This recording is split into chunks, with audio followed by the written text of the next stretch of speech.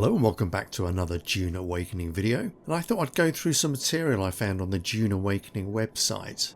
I think this has been around for a little while, I just haven't noticed it before, but there's some quite interesting information here that ties in quite nicely with two promotional films that I've covered in earlier YouTube videos. So I thought we could go through the text, look at some of the images and see what we can draw out of them. So our first section here is called Your Dune, Your Journey, an open world survival MMO. Rise from survival to dominance in a vast and seamless Arrakis, shared by thousands of players. Dune Awakening combines the grit and creativity of survival games with the social interactivity of a large, persistent multiplayer game to create a unique and ambitious open-world survival MMO. So that's not really telling us anything new. We always knew it was going to be a survival MMO. Let's go to the next one. Awaken the Sleeper.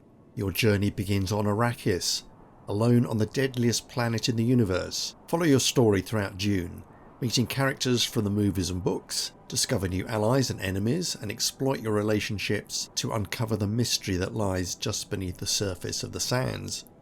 Got quite a nice picture on the right there, with someone overlooking a desert settlement of some description under the twin moons of Arrakis. Quite interesting that we meet characters from the movies and the books, which is quite fun. I quite like Gurney Halleck, so I hope he's around. Now, I'm not sure what this mystery is though. I would have thought that should be uncover the mysteries that lie just beneath the surface of the sands. That would make more sense to me. Anyhow, let's look at the next one. Choose your identity. Craft your identity and build your prowess, from deep character creation to skills and abilities that develop the more you use them. Declare your loyalties by what you wear and become known by what you do, whether you're a specialist master or a multi-talented adept. Again, there's a few things we can draw out of that. Declare your loyalties by what you wear, so it looks like we're going to have uniforms depending on what great house you're a member of or support. Or you might be loyal to the Freemen, for example, or the Spice Smugglers. And I think both of those are factions you can align yourselves with. So Smugglers, Fremen, and the Great Houses. And there's also reference here to making stuff. We've learnt elsewhere that you can craft things and become very adept at making certain items of equipment. Presumably you can then sell them to other players. And I was quite intrigued by the fact that you can have skills and abilities that develop the more you use them. So that sounds a bit Skyrim-y, doesn't it? Yeah, the more you fight with light weapons, the better you get at it, etc. So perhaps there's a similar system in this game. Let's go on to the next section, which is a vast and deadly Arrakis. Explore Arrakis like never before, though I haven't actually been exploring Arrakis.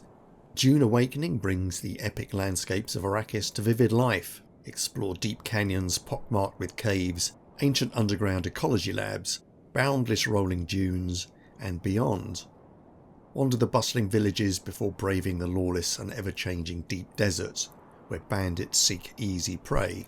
Very interested in the reference to the underground ecology labs. We've seen a few pictures of what they might appear like in the game, and they're sort of large underground laboratories full of plants, and their presence helps offset the fact that, Arrakis is a desert planet, and it's a little bit dull as far as landscapes go. But the ecology labs provide a little bit of variety. Although I don't mind desert environments, I think they're very interesting, very attractive. Wander the bustling villages. Are they all Fremen or other settlers? We're not sure. And then we have bandits in the deep desert. And it would be quite interesting to live as a bandit. I wonder if you can do that. That might be one of your options, to actually just steal things from other people. Let's go on. An ever-changing world.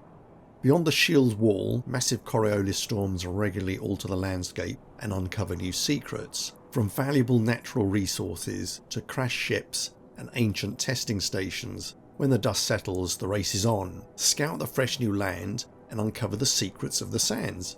Now, all this is quite fascinating actually. I mean, first up, the phrase beyond the shield wall. If you're not familiar with Dune, part of the planet, or a very small part of the planet, is encircled by these very large rock formations, and they form like a shield wall that keeps out the sandworms and also reduce the impact of the Coriolis storms. So you've got the capital city of Dune, which is Arrakeen, within the shield wall, and you have various other settlements, which are relatively safe.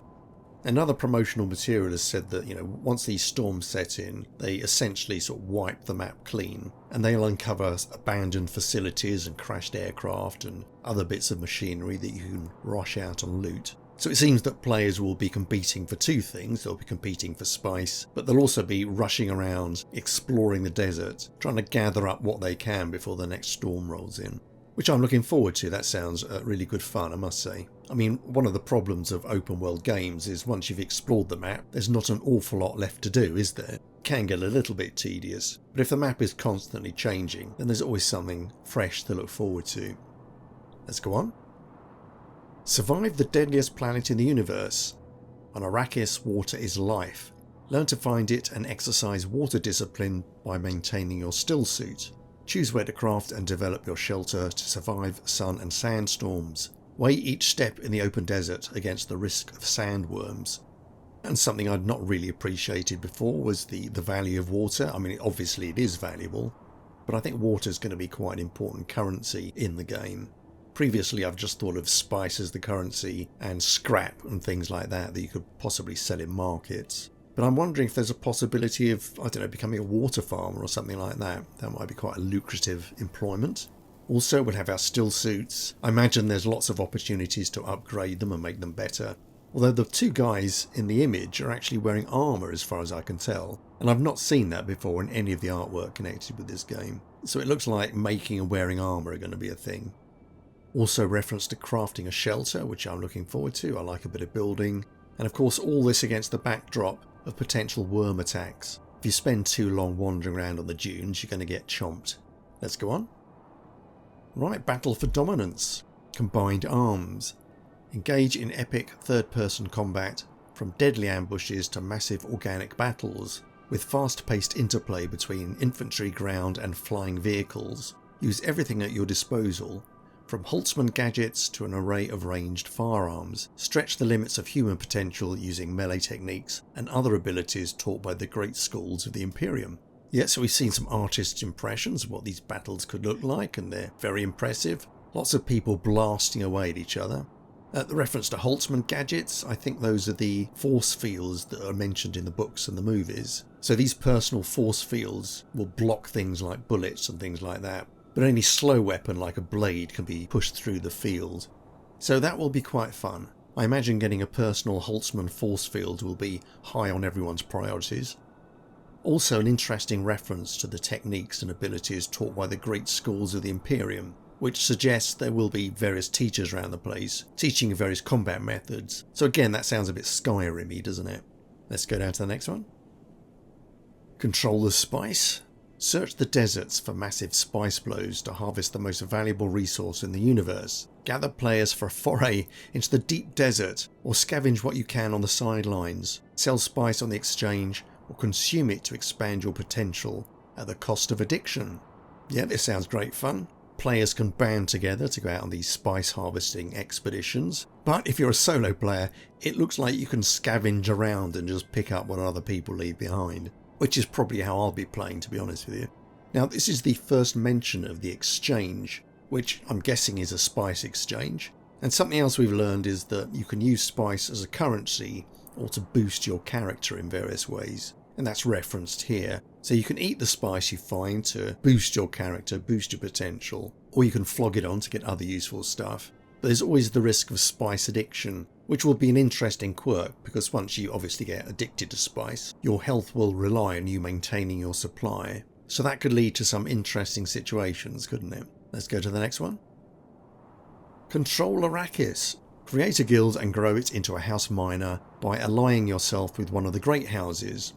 Rise above your rivals and assert economic dominance by controlling valuable resources. Like the sands, power is ever shifting. And this is the first direct reference I've seen to being able to create guilds. I'm not very experienced with MMOs, but I do understand that many of them have a guild system. So for example, I think Elder Scrolls Online has guilds that you can join. Well, some guilds are open to everyone, others are by invitation only. Again, I'm a bit of a solo player, so this might not be for me. But it is fun that you can grow a guild into a proper house, although you do have to be aligned with one of the great houses, it seems. And from the looks of it, once you have house status, you get to control parts of the map. Right, our last chapter here, a path to prosperity. From shelter to fortress, create your base, choosing each building piece from a range of distinct styles. Find solid rock away from roaming sandworms, and raise temporary outposts for your interests beyond the shield wall. Create your base, choosing each building piece from a range of distinct styles. Find solid rock away from roaming sandworms, and raise temporary outposts for your interests beyond the shield wall. Well, there's a lot here. First up, we're going to be able to build things, and it looks like we can build really quite primitive shelters that we can gradually develop into something a bit more substantial. But I'm surprised by the use of the word temporary, because you'd think if you're building on solid rock, then whatever outpost you create would be quite substantial and permanent, wouldn't you? Based on this, I'm gathering that the storms, when they come, will either destroy bases or cover them up, or there might be a risk of either of those things happening. So perhaps you just have to take your chances. But is the idea that you go out, find rocky outcrops and build on them, and that these structures are sacrificial, that, eventually you will just lose them. There also seems to be a suggestion that you will have a permanent base within the shield wall. Interestingly, the structure we can see in the picture here with the ramp going up is one of the things we saw in the last video I made about the pre-alpha footage. Yeah, it looks impressive. I'm looking forward to the building aspect of this game. Let's go on. Craft your way to the top. Craft weapons, armour, vehicles, attachments, modifications and much more. Hone your crafting skills and acquire the rarest schematics, creating an efficient harvesting operation and chain of production to make it big on the exchange will grant you wealth and power, but also powerful enemies. We've got a picture of a rather nice Dune bike there, with these little track wheels. Again, that's something we saw in the pre-alpha footage. It was a very tiny image of one of these sand bikes. So we've already referred to crafting in the game, and it looks like you can make absolutely anything and become someone who can make a living by selling it off to other players, it seems. It also looks like you can build your own little factories. So yeah, lots to look forward to. Anyway, I hope you found that useful. There were a few details in there that I hadn't picked up from other sources, and it's all sounding quite fun. You can be sure that I'll be covering any other Dune Awakening material that Funcom releases in the future, so be sure to keep a lookout for those, and hope to see you on the channel again very soon, and until I do see you again, I shall say goodbye. Okay then, cheerio.